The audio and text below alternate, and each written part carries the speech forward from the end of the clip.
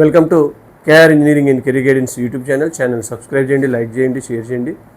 ఆసక్తి గల అభ్యర్థులు పర్సనల్ మెంటర్షిప్ గ్రూప్లో జాయిన్ అవ్వండి. జనరల్ గ్రూప్లో చేరాలనుకున్నవారు అదే డిస్క్రిప్షన్లో ఉన్న నెంబర్ ద్వారా సంప్రదిస్తే మీకు హాయ్ అని మెసేజ్ చేస్తే గ్రూప్ లింక్ అయితే షేర్ చేయడం జరుగుతుంది.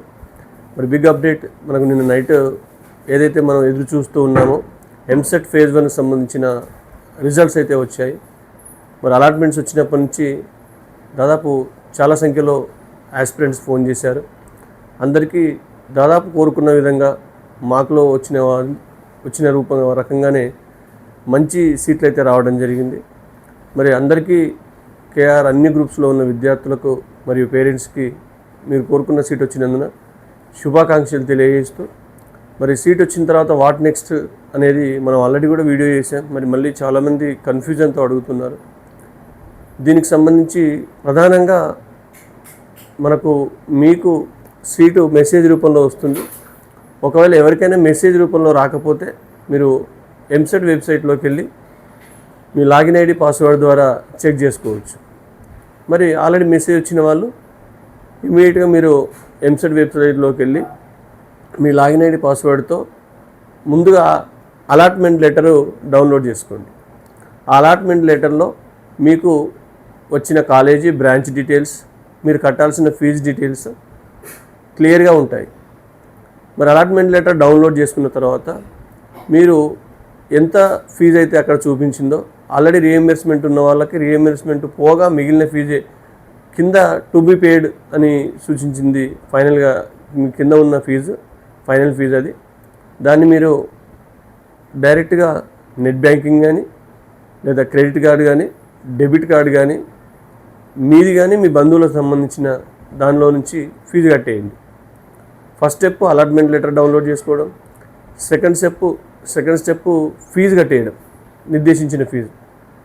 మరి నెక్స్ట్ ఫీజు కట్టగానే మీకు సెల్ఫ్ రిపోర్ట్ ఆప్షన్ వస్తుంది. సెల్ఫ్ రిపోర్ట్ నొక్కగానే మీకు జాయినింగ్ రిపోర్టు రావడం జరుగుతుంది. జాయినింగ్ రిపోర్ట్ కాపీని ప్రింట్ తీసుకోండి. మీరు ఏదైతే ఫీజు కట్టిన రిసిప్ట్ ఉంటుందో మళ్ళీ జాయినింగ్ రిపోర్ట్ వచ్చిన తర్వాత విత్ అడ్మిషన్ నెంబర్ మన జాయినింగ్ రిపోర్ట్ ఆన్లైన్లో వచ్చేస్తుంది. ఇటు ఫీజు రిసిప్ట్ అటు ఆన్లైన్ జాయినింగ్ రిపోర్ట్ని మీ దగ్గర ప్రిజర్వ్ చేసుకోండి.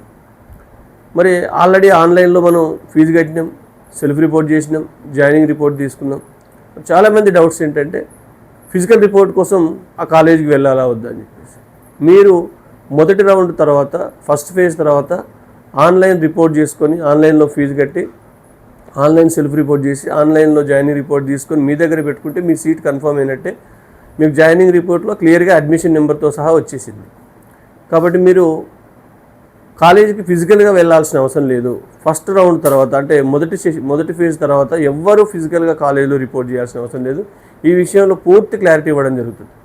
చాలామంది ఫిజికల్ రిపోర్ట్కి వెళ్ళాలని అడుగుతున్నారు. ఇక్కడ ఫిజికల్ రిపోర్ట్ చేయాల్సిన అవసరం లేదండి. ఫిజికల్ రిపోర్ట్ సెకండ్ ఫేజ్ తర్వాత ఉంటుంది. అది భవిష్యత్తులో మీకు క్లియర్గా దాని గురించి వివరాలు అయితే తెలియజేయడం జరుగుతుంది. మరి తప్పకుండా మీరు మీ క్రెడిట్ కార్డు కానీ డెబిట్ కార్డు కానీ మీకు ఫీజు ఒకేసారి పోయేలా చూసుకోండి. మరి దాని పరిమితులు కూడా ఒకసారి చూసుకోవాల్సిన అవసరం అయితే ఉంది. మ్యాక్సిమం చాలామంది నిన్న నైట్ నుంచి ఈరోజు వరకు చాలామంది ఆల్రెడీ జాయినింగ్ రిపోర్ట్ కూడా తీసుకున్నారు. ఇంకా రిమైనింగ్ వాళ్ళు ఉంటే మీకు 14th వరకు అవకాశం ఉంది. అంటే ఈరోజు 11th అంటే ఇంకా 3 days ఛాన్స్ ఉంది. 14th రోజున మీరు ఈవినింగ్ లోపు మీరు కనుక ఫీజు కట్టడంలో ఫెయిల్ అయితే తప్పకుండా మీ సీట్ క్యాన్సిల్ అవుతుంది. అది వేకెన్సీగా పరిగణించబడుతుంది. మరి ఆలోచించుకొని చాలామంది మంచి సీట్ వచ్చినప్పటికీ సార్ మేము సెకండ్ ఫేజ్కి వెళ్తామని అంటున్నారు. మరి సెకండ్ ఫేజ్లో ఇంతకంటే అద్భుతమైన సీట్లు అయితే రావు. ఒకవేళ మిగిలిన సీట్లు ఏవైనా లేదా నాన్ జాయినింగ్ సీట్లు ఏవైనా అవి ఉంటేనే అందుబాటులో ఉంటాయి తప్పి ఆల్రెడీ 93% సీట్స్ ఫేజ్ 1లోనే ఫిలప్ అయ్యాయి. ఎవరైనా జోసాకు సంబంధించి ఫిలప్ అంటే వాళ్ళవి కానీ వెళ్తున్న వాళ్ళవి కానీ లేదా బి కేటగిరీ ఎవరైనా వెళ్తే కానీ ఇట్లాంటి కొన్ని ఐసర్ కానీ ఇట్లాంటి సీట్లకు లేదా ప్రైవేట్ యూనివర్సిటీకి వెళ్ళిన సీట్లు కొంతమంది కౌన్సిలింగ్లో పార్టిసిపేట్ చేసిన వాళ్ళ సీట్లు మాత్రం సెకండ్ ఫేజ్లో అందుబాటులో ఉంటాయి తప్ప సెకండ్ ఫేజ్లో ఏదో అద్భుతాలు జరుగుతాయని మాత్రం మీరు ఉంచుకోవద్దు. కాబట్టి వచ్చిన సీట్ను ముందు కన్ఫర్మ్ చేసుకోండి. ఈ సీట్ చేతిలో పెట్టుకొని రెండో ఫేజ్లో దీనికంటే మెరుగైంది సెకండ్ ఫేజ్లో ప్రయత్నం చేద్దాం, థర్డ్ ఫేజ్లో ప్రయత్నం చేద్దాం. కానీ వచ్చిన సీటు ఇది మాకు నచ్చలేదని చెప్పేసి, మా ఇంటికి దూరంగా ఉందని చెప్పేసి, దానికి హాస్టల్ లేదని చెప్పేసి వచ్చిన మంచి కాలేజీలను సీట్లను మీరు దూరం చేసుకోవద్దని పేరెంట్స్కి మరొకసారి తెలియజేస్తూ మరిన్ని అప్డేట్స్తో కేఆర్ గైడెన్స్ మీ ముందుకు వస్తుంది. థ్యాంక్ యూ అనండి.